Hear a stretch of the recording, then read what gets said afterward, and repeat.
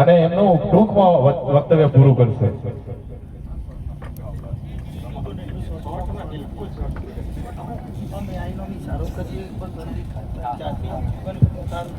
જય જોહાર, જય આદિવાસી સાહેબ. દિલીપભાઈ આગળ કેમ જાતે કોઈ તાર પડેલી હજુ સુધી બપોર થાજો પણ અલતા નહીં સાહેબ. જય જોહાર, જય આદિવાસી બોલવાય તો કોઈ તૈયાર નહીં.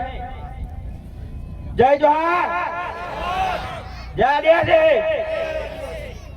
આજે 26મી જાન્યુઆરી ટાંટા મામા ભીલ જન્મ જયંતિ નિમિત્તે આજે અહીંયા આપણે પ્રોગ્રામનો ચિંતન શિબિરનો એક પ્રોગ્રામનું આયોજન કરેલ છે અને એમના જન્મ જયંતિનો એક ઉજવણી પ્રસંગે આપણે અહીંયા સૌ એકત્રિત થયા છો. ત્યારે સાબરકાંઠા અરવલ્લીના સૌ વડીલ આગેવાનો, ભાઈઓ, બહેનો અને ડેડિયાપાડાના ધારાસભ્ય શ્રી માન્ય ચૈતરભાઈ વસાવા સાહેબ અહીંયા ઉપસ્થિત છે આપણી વચ્ચે. ત્યારે આપણે આવા ચિંતન શિબિરો ક્યાંક થતા હોય, કોઈ પણ કાર્ય થતો હોય, ત્યાં સંખ્યા આપણી આદિવાસી સમાજની બહુ ઓછી જોવા મળે છે.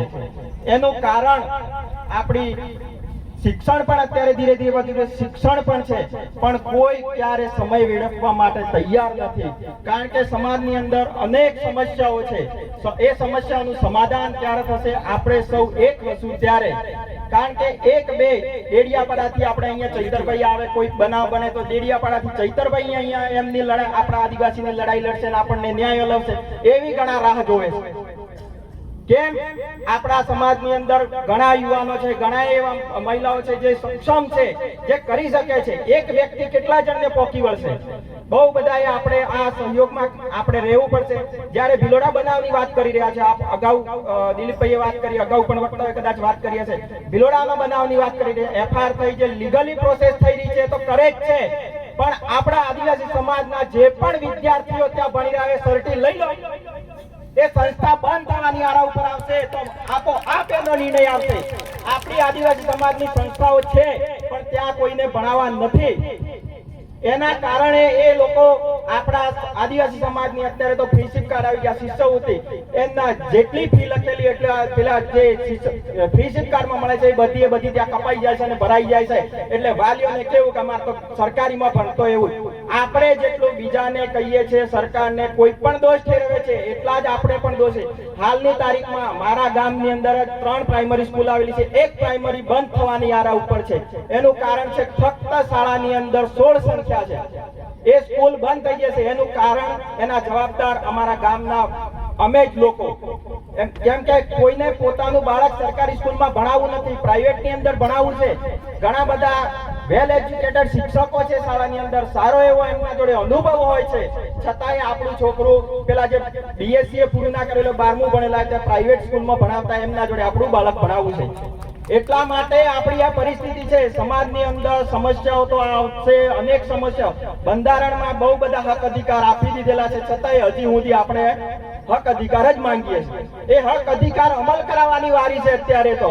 અને જ્યારે દેશની આઝાદીની વાત કરતા હોય ત્યારે અત્યારે જ અમારે સવારમાં જ એક સ્પીચમાં સાહેબે કીધું હતું કે 99 કોઈક લાકડું કાપતા 99 ગા બીજા મારે, એક ગા મારે ને લાકડું કપાઈ જાય એટલે એનું નામ પણ આવી જાય કે આને કાપ્યું. એ જ રીતે દેશ આઝાદ કરવામાં લાખો આદિવાસી સમાજના લોકોએ બલિદાન આપ્યું છે. કોઈ એક જ મહાત્મા ગાંધીજીએ જ કોઈ આપણને આઝાદી નથી અપાવી.